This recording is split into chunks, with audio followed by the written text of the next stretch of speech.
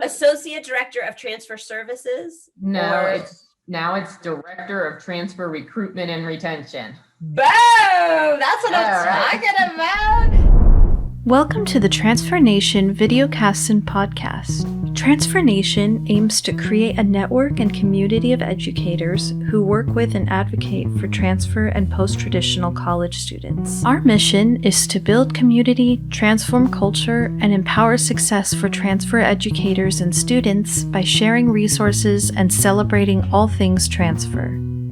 All right. Welcome to another episode of the Transfer Nation videocast and podcast. My name is Heather Adams, and I am here today with our reoccurring guest, Kim Morton, who is the Director of Transfer Recruitment and Retention at App State. If you don't know about Kim and her team's work at App State, just trust me, they are rocking it out on transfer. They are doing so many incredible initiatives and transfer support and success agendas that it's mind-boggling. Like, I'm really impressed by your work and the work that your team does. Today, we are going to focus on the Faculty Mentor Program. I'm really excited about this because getting faculty engaged in the transfer experience, we know from the research, is so impactful. And can have such an influence on transfer success, on graduation rates, on academic success, social integration, and Kim is going to share her expertise with us. So thank you for being here, Kim. Well, thank you, Heather. It's always a pleasure. I enjoy this series that you do and watching you on Transfer Nation and all the great things you're doing. So, I mean, you're hard to live up to, and I do think we need to take especially since we're talking faculty, let everybody see your shirt first before. Okay. So for those who aren't, it is inauguration week. I've not been wearing the t-shirt all week, but for those who are not watching the video cast but are listening, I have a t-shirt that says, do you want to read it, Kim? That's Dr. Biden to you, sir. Boom. Yes. We are supporting awesome. Dr. Biden, our community college champion. We love you if you're listening. We think you're amazing. Really. And I'm going to put in the link. I'll put in the comments to this, the link to the really cool organization that's selling these shirts, because if you buy one of these shirts through bonfire.com, they the proceeds go to Nova Community College, which is where Dr. Biden teaches at the moment. So thanks. Awesome. Thanks for pointing that out. Oh no, I have mine's on the way. I saw your post and I ordered one this morning, so I'm looking forward to getting my shirt too. I love it. Article that was just ridiculous, but never mind. We won't go there. That's a whole nother episode. Exactly. Right? So I would just love to dig right into the topic of the Faculty Mentor Program. Maybe just start with the origin story. How did it start? Why did it start? How did you develop it on your campus? Well, I will be upfront to begin with. It was here before I got to App. I've been at App for 5 years. It evolved from what my understanding, out of a transfer symposium that we had that introduced transfer population and services to the campus. And out of that, we got some advocates to come into the role of the Faculty Mentor Program. But when I came on, I formalized it a little bit because they were just kind of signing people up. I'm like, hold up, we need a training program. We need some organization to this. We need to make sure we're utilizing them and they're able to connect with the transfer students. So we did put some much more structure into the program. But the good thing is it benefits not only the transfer students, but also the faculty, because it creates great advocates across campus and in departments. And that's one of the things we really talk about in the training, is that you are becoming an advocate. So if you hear someone in your department or at a meeting saying something about the transfer population, you can stop them and tell them all the knowledge and the information that you are aware of to bring other people into the fold. But we have over 125 faculty now on campus that are transfer faculty or faculty transfer mentors. They are totally volunteers. They do not get paid. They do not get,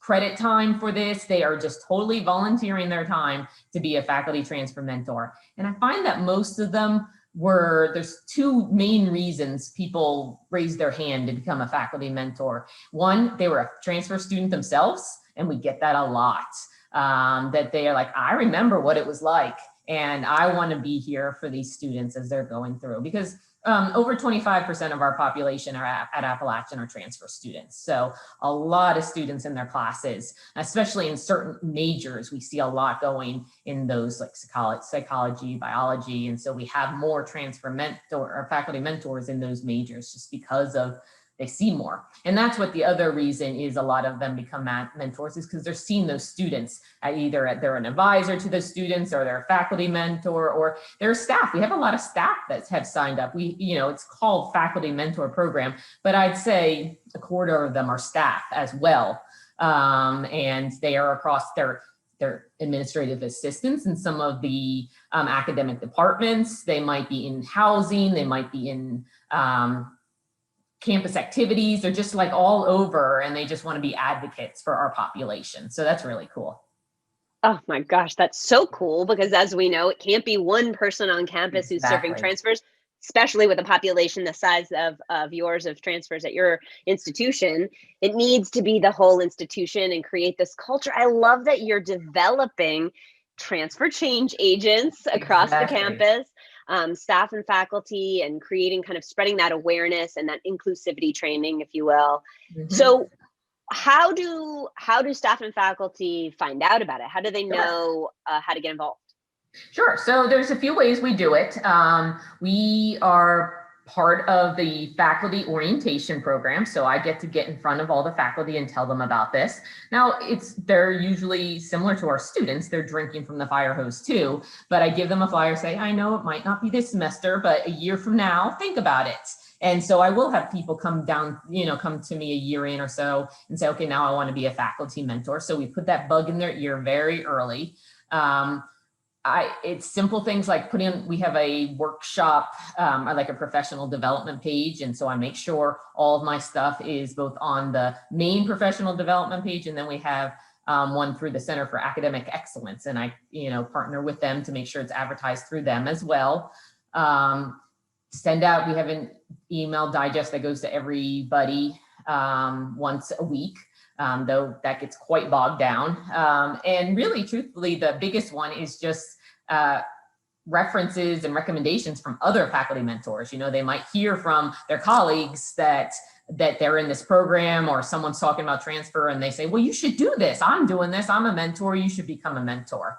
Now, I will say it's not a true mentor-mentee match. We don't match students because, again, we're seeing almost 2,000 students, new transfer students every year. And if we have 125 faculty, obviously it's not a match.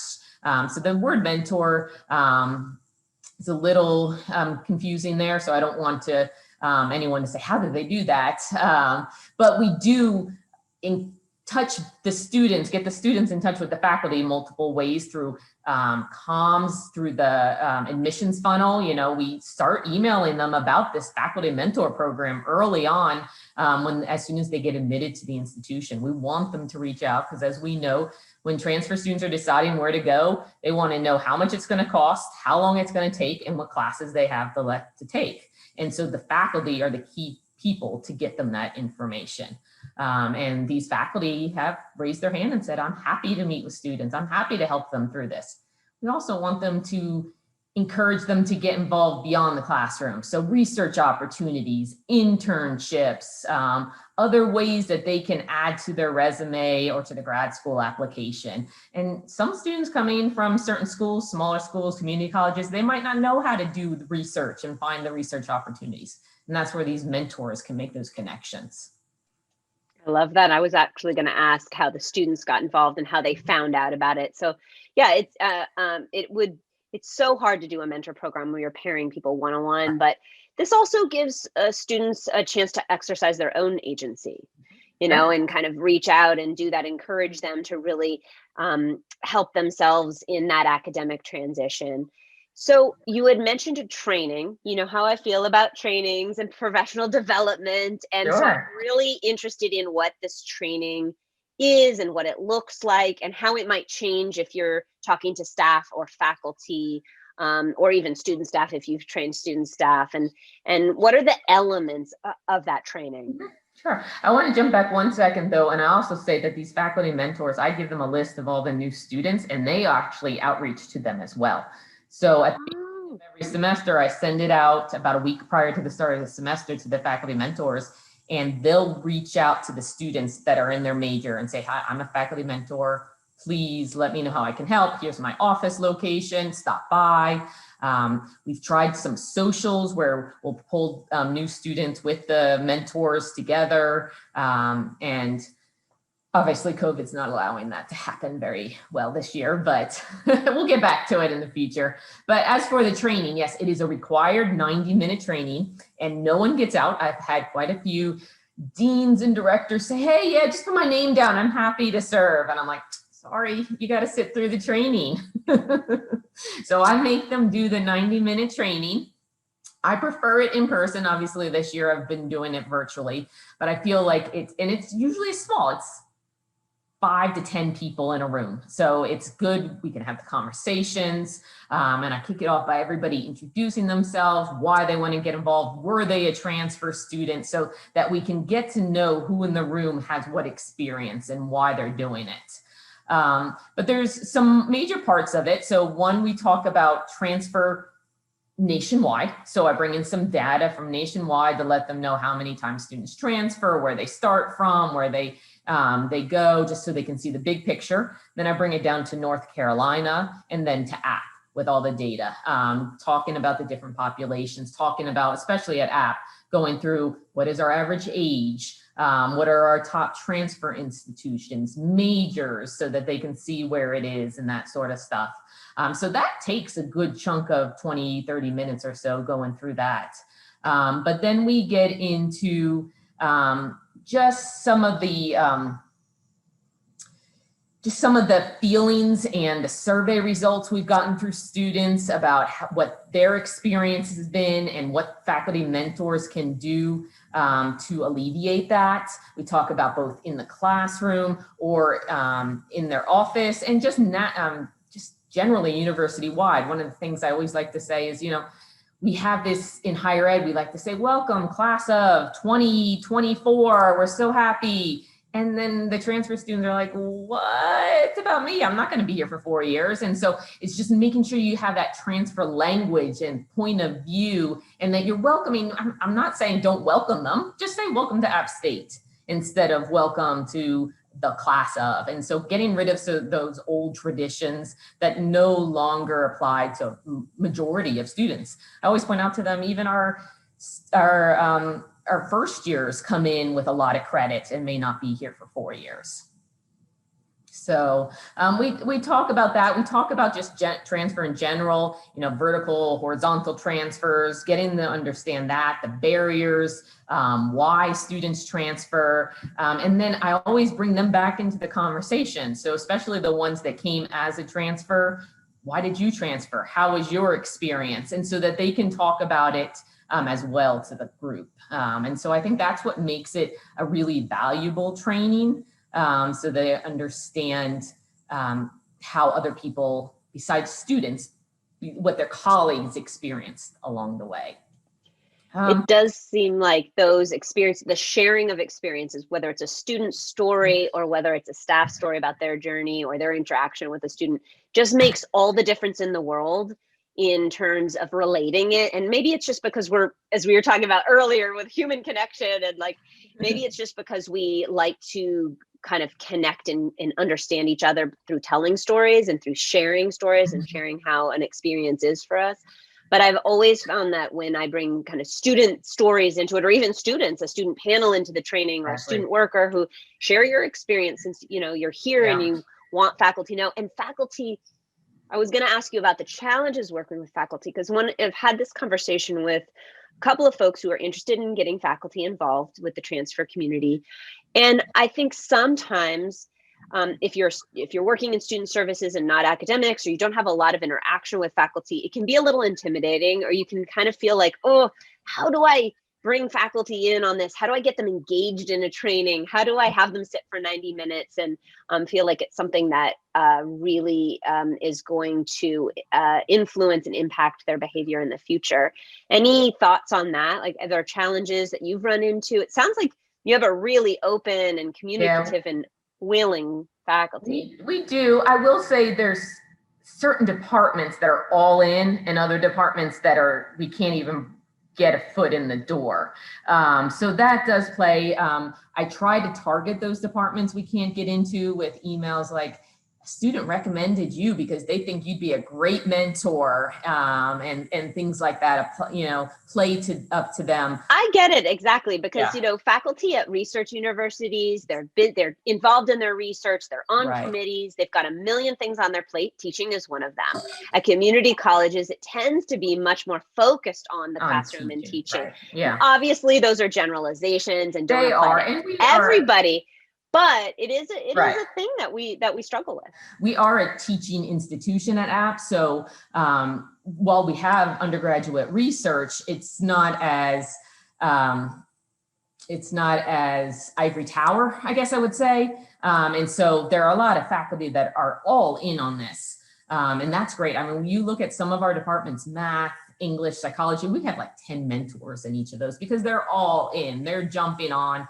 Also, I'll say we get a lot of our faculty from the community colleges. So we get a lot of math faculty come over to App, or English faculty come to App. And so they've been working with community college students and get it a lot.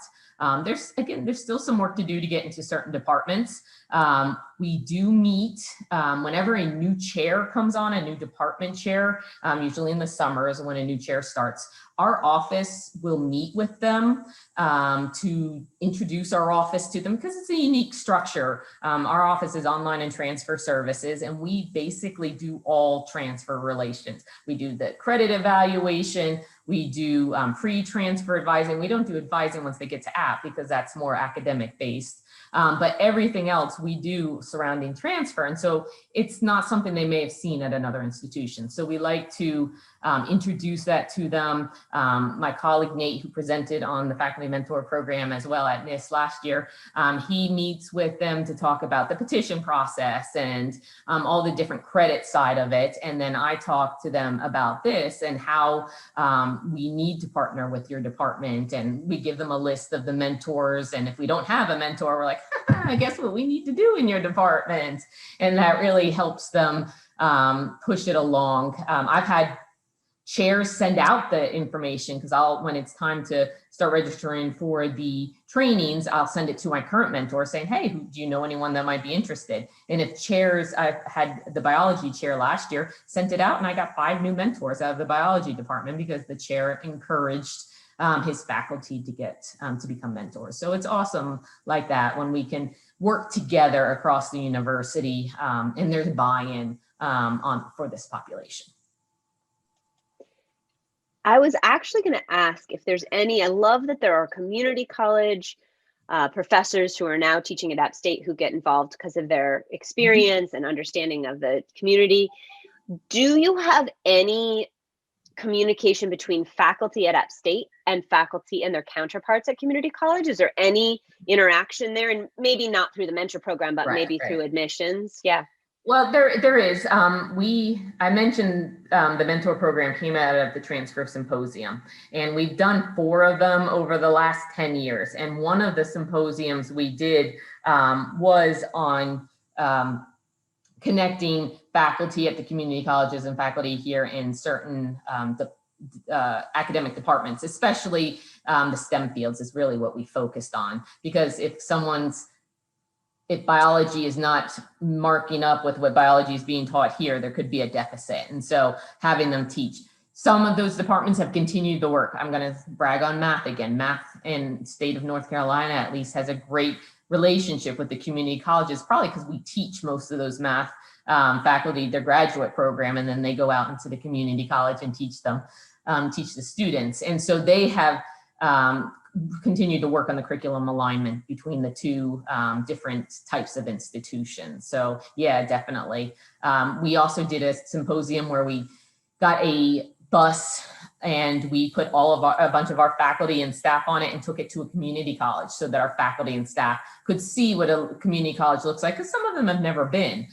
Some of us have and some haven't. And so it was good to give them a tour, let them hear from transfer students, our students down at the community college before they were to transfer. And so that was an eye-opening symposium as well. For those listening, I'm sure you can start to picture just the type of ecosystem that has been developed here, this transfer-friendly ecosystem, where folks are sharing information, learning about the different cultures, whether it's the community college or the university, and learning from each other. So you talked about the training, and you talked about a few elements: the importance of data, the importance of sharing student stories and student experience, demystifying some of the myths, or learning some of the language and lingo to help create a welcoming space for the diversity within the community of transfer students, and the unique transfer experience itself, in terms of the shorter 2-year timeline, 2 or 3 year timeline, and all of that.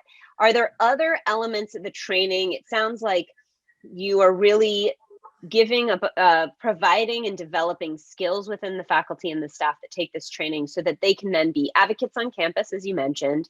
They can help train and inform, educate other folks on the transfer community. And then the outreach, which I love that you actually don't just put the onus on the student, but you have the faculty outreach. What are the other expectations for the faculty that are involved in the program? Sure. There's one other thing we cover in the training, and that's just the resources. We want them to know all that our office has to offer, and other resources. I give them at the end, send them a whole resource list across campus, because sometimes that doesn't make it down to the faculty level. And so they're meeting with the student and they're not sure who to reach out to if the student's having study skills issues and things like that. And so we make sure they have those resources, but they also know what our office does. And I always tell them, if you don't know where else to go, start with me and I can help you. But once they become mentors, their name goes on a website. So that's where we refer students to through some of our comms throughout this, as they're coming in. And then when they first come, we send a welcome meaning email to all of our students, with everything from the resources of our faculty mentors and our student mentors to, I've noticed sometimes we struggle with even getting our students to know the resources on campus, in the sense of, like, our learning management system is a Moodle system, but we renamed it As You Learn. No one's gonna find that unless you point it out. And so those are some of the things that we need to make sure that everybody is helping our students learn. But we also, they get a sticker that can go on their door, so that as students are walking down the hall, they can see, oh, that's a faculty mentor, similar to the Ally training and to the Green Zone training veterans do and stuff like that. So, do you have a sample of it, but like on your desk or anything? Hold on. I'd love to show one. It'll work because I have the funky background. But Oh no, it works. Here. Yeah, I love it. For those who are listening at home, it's a beautiful yellow sticker that says faculty transfer mentor, and it's got the big A for App State in the middle. And then there's a website, yeah. And then the website. Yeah. I love it. That's great. So, most of them put them on the door. Some do put it on their laptop, because there's some faculty that actually do their office hours, like in our student union and other places. And so they find having it on the computer is a better advertisement. We also encourage the faculty mentors to help us with events. So the first few days of school, we have a transfer tent on Sanford Mall, which is our green area, so students can stop by if they need directions or they just want to connect. We encourage our faculty mentors to stop by, or even to pull shifts in that. We have them help us with some events for our transitioning students, the T-POP, which we discussed back in April. During the information commons part of it, when we're in person, we have a table for the faculty mentors. And so faculty will donate an hour of their time and meet with students and that sort of stuff. So those are some of the things. And they serve on committees like our scholarship read committee. When we're reading scholarships, first transfer scholarships, I'll get about 25 volunteers of them to help read our scholarship applications and things like that. I try to share some articles and other additional training with them. But, it's also in the busy day to day, sometimes can't get them out as often as I'd like. But those are some of the things that we have them do. But again, the other part is encouraging them to connect with the students in their academic department. That's the big key. Are there any culminating events once a student has gone through their experience and kind of at graduation? Are there any do they help sort of at the end celebrate the next steps in the transfer journey? I'm sure they're helping them with grad school and research and letters of recommendation, but any plans or any future plans to kind of round that experience out? That would be awesome. We played with the idea of doing a transfer graduation type ceremony. A lot of the colleges will do a college of ed brunch on the day of graduation, or they'll do other things like that. And so we've played with that. It comes down to a money issue, unfortunately. But we are starting a transfer alumni network, and hopefully we'll have that up. And thank you for helping me get some of that background information. But hopefully we'll have that up and running by the fall. And we'd love to be able to I know we want to pull our current transfer student mentors and our faculty mentors into that a little bit, as well as pulling the alumni back in to do some panels with our current transfer students. So just connecting all of the different resources we have in the office. I love how you're aligning the whole transfer experience from pre-transfers to the transfer transition in, through, and then out. I love it. Yeah. Okay, so you've given us some incredible nuts and bolts advice about how this thing developed, the training aspects, the incentives, and some of the kind of the ins and outs of the experience for faculty and for students. Are there any major takeaways or tips, for anybody who's listening who's like, oh, I want to start a transfer faculty mentor, and where do I even start? Right. Tips, insights, things to look out for? Mm-hmm. I think there's a few. One, again, the faculty are going to be their biggest supporters for new ones coming in. So if you can or identify those core group that you've been having conversations with and meetings and committees, and they're like, oh, I love transfer students, they're my favorite. Those are the ones to get in at the beginning and start building it. I will say we have a transfer advisor or transfer services team, which is an internal advisory board on our campus. And we I believe all of the faculty that volunteer on that were our mentors as well. And so again, they just get further indebted into the transfer world, but they are the ones that are also helping us figure out what else we should be doing with this group and always reminding us of ways to use them. I really do also think those, what the other thing we've done is started a talking transfers. We did it during National Transfer Student Week. And we're going to do a similar week in March called Transfer Madness, around March Madness. I stole that from someone. I'm not sure where I saw that, but whoever I stole it from, props. But during that week, we do a pared down version of this training, about 40 minutes of just kind of let me tell you about this population. For people that don't have the time to necessarily be a mentor, they maybe it's their first year teaching, or maybe they're doing research and they just don't have it, but they want to know more about the transfer population. This is more of like a green zone training or an ally training type of thing, surface level, telling them about the data, maybe not the national data as much, maybe more about Appalachian student population, and just how they can think about how to best welcome and serve the transfer students and the differences between a transfer student and a first year straight out of high school. And that's a lot that we focus on, is we want to make sure they recognize the difference just in how they use their words and their lingo and that sort of stuff. I think you're really touching on an important point that sometimes I think, it's easy to forget. You kind of want, it's working on levels, right? Everybody's got a different amount of capacity, attention span, ability, and time that they're going to be able to give to this. We need everybody to be on board with transfer. Some folks are going to come in with some knowledge. Some folks are coming in with no knowledge. So you're working with the community and the culture that you have, and you're kind of meeting them where they are and giving them opportunities to have these touch points with transfer advocacy training training and transfer awareness and transfer education so they can build on it and they can kind of grow and develop throughout their time there as they have the time. So that's that's a great tip for anybody who's doesn't want to bite off all, more than they can chew. This might be unique to your university, but I wanted to ask you one last question about actually just approaching faculty. So one tip was find your transfer champions, right? Who are your transfer champions on campus? Who are the faculty who were transfers or worked at a community college? Awesome tip.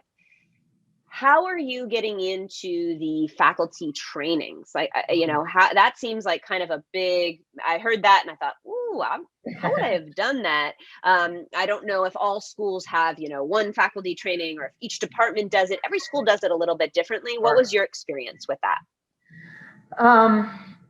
It was at my last institution, I was faculty ranked, so I knew what the training was from that point of view and what it was good to know about the different populations. And when I saw the schedule and that it was really more first year, let me tell you about the demographics of our first year. That's when I knew we needed to also include the demographics of our transfers. And it's just making relationships, reaching out to the director, having those conversations. And it's not going to happen maybe that year, but maybe the next year. And the training has evolved. So it started with, they call it an educational mall, where they have, at the end of the new faculty orientations first day, they have this faculty mall where they have tables of all the different supports and resources with alcohol and food and, just a way for new faculty to connect with those folks. And so that kind of started it. And then, you make those connections with the people in that department, say, that's great,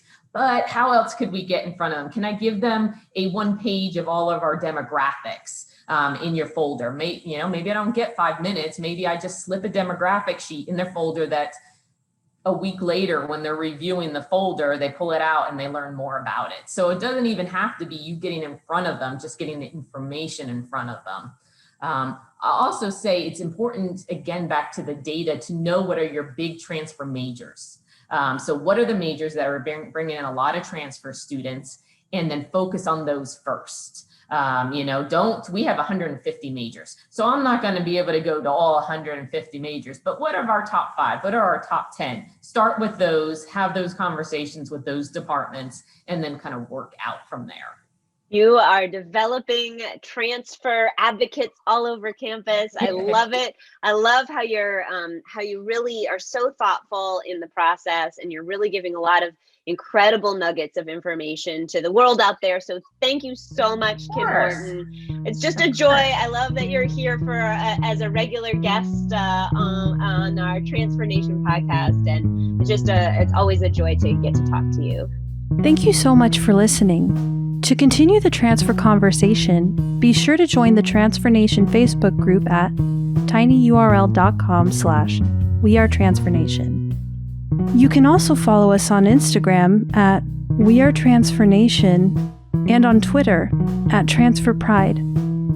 Subscribe to our YouTube channel at tinyurl.com/tnationtube. If you have ideas for future episodes of the Transfer Nation videocast and podcast, please email us at wearetransfernation@gmail.com. We can't wait to continue celebrating all things transfer with you. And as always, in Transfer Pride.